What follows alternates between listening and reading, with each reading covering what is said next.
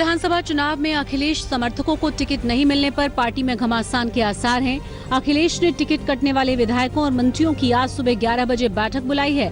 बैठक में वो नेता भी आ सकते हैं जिन्हें अपने टिकट को लेकर शिकायत है और जिनके टिकट होल्ड पर हैं। इससे पहले देर शाम टिकट बंटवारे को लेकर सीएम आवास पर बैठक हुई। अखिलेश ने टिकट बंटवारे पर मुलायम सिंह यादव से बात करने का आश्वासन दिया है। यूपी विधानसभा चुनावों की सूची में अपने करीबियों को जगह नहीं मिलने के बाद सीएम अखिलेश यादव ने शिवपाल के करीबी और राज्य मंत्री का दर्जा प्राप्त सुरभि शुक्ला और संदीप शुक्ला को बर्खास्त कर दिया है। सुरभि शुक्ला विकास परिषद की उपाध्यक्ष और उनके पति संदीप शुक्ला यूपी राजकीय निर्माण निगम में सलाहकार थे। यूपी विधानसभा चुनाव के लिए समाजवादी पार्टी प्रमुख मुलायम सिंह यादव ने 325 उम्मीदवारों की सूची जारी की है। सीएम अखिलेश की नाराजगी के बावजूद बाहुबली अतीक अहमद को टिकट मिला है। वहीं मुख्तार अंसारी के भाई को भी टिकट दिया गया है, जबकि अखिलेश यादव के करीबियों अरविंद गोप, राम गोविंद चौधरी और पवन पांडे को टिकट नहीं दिया गया। टिकट बंटवारे पर मुलायम सिंह यादव ने कहा है कि सबकी सूची मिली, लेकिन मैंने अपनी पसंद के लोगों को टिकट दिए। मुलायम की बहू अपर्णा यादव को लखनऊ कैंट से टिकट मिला है। मुलायम ने बेनी प्रसाद वर्मा और आजम खान के बेटे को भी टिकट दिया है। अखिलेश यादव के चुनाव लड़ने के बारे में पूछे जाने पर मुलायम सिंह यादव ने कहा कि वो जहां से चाहें वहां से चुनाव लड़ सकते हैं। समाजवादी पार्टी ने 78 सीटों पर उम्मीदवारों के नाम का ऐलान नहीं किया। मुलायम सिंह यादव ने चुनाव में गठबंधन की संभावनाओं से इनकार कर दिया है। 1969 बैच के आईएएस अफसर अनिल बैजल दिल्ली के नए उपराज्यपाल होंगे। राष्ट्रपति ने अनिल बैजल के नाम को मंजूरी दे दी है। अनिल बैजल वाजपेयी सरकार में गृह सचिव रह चुके हैं। बैजल डीडीए के वाइस प्रेसिडेंट, इंडियन एयरलाइंस के सीएमडी और प्रसार भारती के सीईओ भी रह चुके हैं। अनिल बैजल को राष्ट्रीय सुरक्षा सलाहकार अजीत डोभाल का करीबी माना जाता है।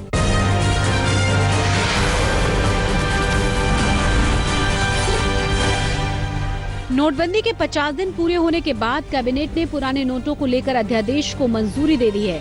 अध्यादेश में 31 मार्च 2017 के बाद से ज्यादा 500 और 1000 के नोट रखने पर जुर्माना और 4 साल की सजा का प्रावधान भी है। 31 मार्च के बाद पुराने नोट से लेन देन पर 5000 रुपए का जुर्माना लगेगा। 500 और 1000 के पुराने नोट 1 जनवरी से 31 मार्च तक आरबीआई में जमा हो सकेंगे। पुराने नोट देरी से जमा कराने की गलत वजह बताने पर भी जुर्माना देना होगा। नोटबंदी के 50 दिन पूरे होने पर राहुल गांधी ने सरकार पर जमकर हमला बोला। राहुल गांधी ने पीएम मोदी से 5 सवाल पूछे। राहुल ने पीएम से पूछा कि आपको नोटबंदी की सलाह किसने दी? पीएम बताएं कि नोटबंदी की वजह से कितने लोगों की जान गई। राहुल ने मोदी से काले धन को लेकर भी सवाल पूछे और बैंक की लाइनों में मृतकों को मुआवजे का भी सवाल पूछा। राहुल गांधी ने पीएम मोदी से पूछा कि नोटबंदी के फैसले से अर्थव्यवस्था को कितना नुकसान हुआ और कितने लोगों का रोजगार छिना। कांग्रेस उपाध्यक्ष ने सरकार से 24,000 की लिमिट हटाने और किसानों का कर्ज माफ करने की मांग की है। तो जो लिमिट लगाई गई है 24,000 रुपए की, उस लिमिट को अब आप हटाइए, क्योंकि इस लिमिट से आप हिंदुस्तान की फाइनेंशियल इंडिपेंडेंस छीन रहे हैं।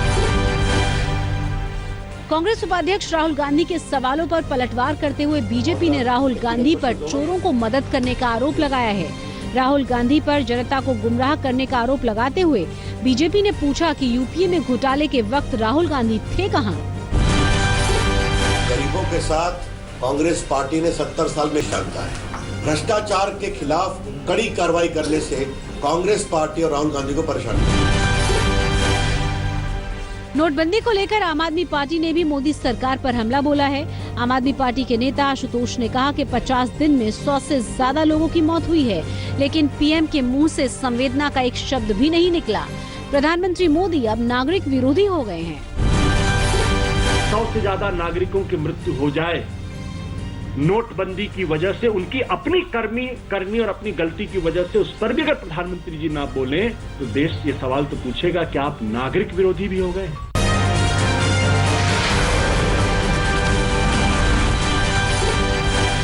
मुंबई एयरपोर्ट पर कस्टम अधिकारियों ने करीब 44 लाख की विदेशी करेंसी बरामद की है। कस्टम ने हैदराबाद से मुंबई आ रही जेट एयरवेज की फ्लाइट से 3 लोगों के पास से विदेशी करेंसी बरामद की। बरामद करेंसी में कई देशों के नोट थे। पूछताछ में इस करेंसी के सऊदी अरब से हैदराबाद और फिर मुंबई लाने की जानकारी मिली है। पुलिस ने मुंबई एयरपोर्ट से करीब 25 लाख की नई करेंसी के साथ एक युवक को गिरफ्तार किया है। बरामद करेंसी में 2,000 के नए नोट थे। गिरफ्तार युवक इन रुपयों को 52 लिफाफों में छुपाकर विदेश ले जा रहा था। पुलिस ने केस दर्ज करके गिरफ्तार युवक से पूछताछ शुरू कर दी है। नवी मुंबई में कमीशन लेकर नोट बदलने के गोरख धंधे का खुलासा हुआ है। पुलिस ने नवी मुंबई से करीब 45 लाख रुपए के नए नोटों के साथ 5 लोगों को हिरासत में लिया है। आरोपी युवक 12.5% कमीशन लेकर नोट बदलने का कारोबार चला रहे थे। पुलिस जांच कर रही है कि इन आरोपियों के तार किन किन लोगों से जुड़े हुए हैं। गुजरात के नाडियाड में पुलिस ने एक कार से 12,45,000 के नए नोट बरामद किए हैं। बरामद नोटों में 12,10,000 2,000 के नोट हैं। पुलिस ने इस मामले में 4 लोगों को भी हिरासत में लिया है। पूछताछ में पता चला है कि आरोपी 10% कमीशन पर नोट बदलने का काम कर रहे थे। पुलिस ने केस को आयकर विभाग को सौंप दिया है। हैदराबाद क्राइम ब्रांच ने फर्जी ग्राहकों को 100 करोड़ का सोना बेचने के आरोप में मुसद्दीलाल ज्वेलर लिमिटेड के एमडी को गिरफ्तार कर लिया है। आरोप है कि एमडी ने एक रात में ही 100 करोड़ की पुरानी करेंसी के बदले सोना बेचा। इनकम टैक्स की छापेमारी में बिल की गड़बड़ियां नजर आईं, जिसमें सोना खरीदने वालों की पहचान छुपाने की कोशिश की गई थी। पुलिस ने उन सभी अकाउंट्स को सीज कर दिया है जिसमें 100 करोड़ रुपए की रकम भेजी गई। दिल्ली के प्रवर्तन निदेशालय ने कोटक महिंद्रा बैंक के मैनेजर को गिरफ्तार किया है। बैंक मैनेजर पर फर्जी खातों में करोड़ों के लेन देन का आरोप है। आरोपी bank manager Kotak Mahindra bank के केजी मार्ग स्थित शाखा में कार्यरत है।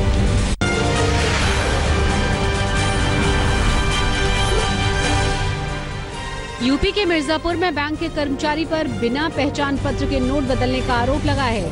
आरोप है कि चुनार इलाके के एसबीआई बैंक में काम करने वाले अमरेंद्र कुमार ने बिना पहचान पत्र दिखाए 8,30,000 रुपए बदल लिए। मामले का खुलासा होने पर बैंक मैनेजर ने आरोपी बैंक कर्मचारी के खिलाफ शिकायत दर्ज की है। पुलिस ने बैंक कर्मचारी पर केस दर्ज करके जांच शुरू कर दी है। यूपी के फतेहपुर में एक युवक के जनधन खाते में करीब 1 करोड़ रुपए जमा होने का मामला सामने आया है। युवक का बैंक ऑफ बड़ौदा में जनधन खाता था। जब वो एटीएम से पैसा निकालने गया तो उसे खाते में 99,30,000 रुपए होने की जानकारी मिली। युवक ने इस मामले में जिलाधिकारी से शिकायत की। वहीं बैंक मैनेजर ने पूरी घटना से अपना पल्ला झाड़ लिया है। राजस्थान के जोधपुर में बैंकों में कैश न होने की वजह से बैंक कर्मचारियों ने आरबीआई के खिलाफ प्रदर्शन किया। बैंक कर्मचारियों का आरोप है कि बैंक में पैसे नहीं होने की वजह से लोगों को पैसा नहीं मिल पा रहा है, जिस कारण बैंक कर्मचारी लोगों के गुस्से का शिकार हो रहे हैं। कर्मचारियों ने आरबीआई से बैंकों में पैसा देने और एटीएम व्यवस्था ठीक करने की मांग की है। यूपी के लखीमपुर खीरी में बैंक से पैसा निकालने आए किसान का दिल का दौरा पड़ने की वजह से मौत हो गई। किसान मेहंदी हसन बैंक से 4,000 रुपए निकालकर बैंक से निकल रहा था, तभी उन्हें दिल का दौरा पड़ गया। किसान को गंभीर हालत में अस्पताल ले जाया गया, जहां उनकी मौत हो गई। परिजनों ने किसान के शव के साथ बैंक के बाहर प्रदर्शन किया है और मुआवजे की मांग की है। मौके पर पहुंची पुलिस ने प्रदर्शन खत्म कराया और शव को पोस्टमार्टम के लिए भेज दिया है। पश्चिम बंगाल के बर्दवान में पुलिस ने 50 जिंदा बम बरामद किए हैं। गुप्त सूचना के आधार पर छापेमारी कर कठवा पुलिस ने माटपाड़ा से 50 जिंदा बम, बंदूक और 10 राउंड गोलियां बरामद की। ये बम जानवरों के चारे में छिपाकर रखे गए थे। पुलिस पता लगाने की कोशिश कर रही है कि इन हथियारों को यहाँ छुपाने का मकसद क्या था। यूपी के वाराणसी में पुलिस ने करीब 2,000 कछुए बरामद किए हैं। पुलिस ने डाकी टोल बूथ के पास चेकिंग के दौरान पिकअप वाहन से बोरों से भरकर ले जाए जा रहे कछुओं को बरामद किया। कछुओं की बाजार की कीमत लगभग 60 लाख रुपए है। पुलिस ने इस मामले में 2 लोगों को गिरफ्तार भी किया है। उनसे पूछताछ की जा रही है।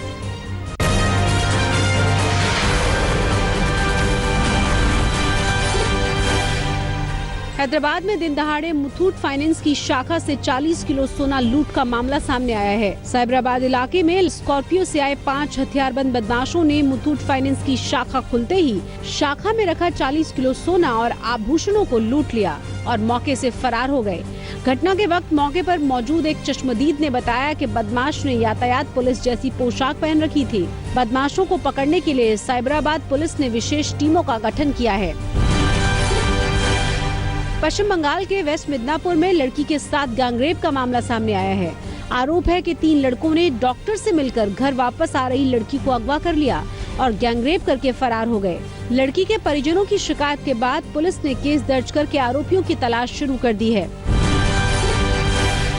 बिहार के मुजफ्फरपुर में हथियारबंद बदमाशों ने एक घर में घुसकर लाखों रुपए की लूटपाट की और फरार हो गए। कांटी इलाके में पिछले हिस्से से घुसकर बदमाशों ने परिवार के सदस्य को बंधक बनाया और 5 लाख रुपए की नकदी और ज्वेलरी लेकर फरार हो गए।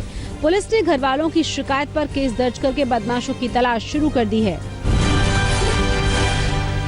बिहार के छपरा में तेज रफ्तार ट्रक ने 2 साइकिल सवार होमगार्ड्स को कुचल दिया। दोनों ही होमगार्ड की मौके पर मौत हो गई। हादसे के बाद ट्रक का ड्राइवर फरार हो गया। हादसे से गुस्साए लोगों ने नेशनल हाईवे 19 को घंटों तक जाम रखा।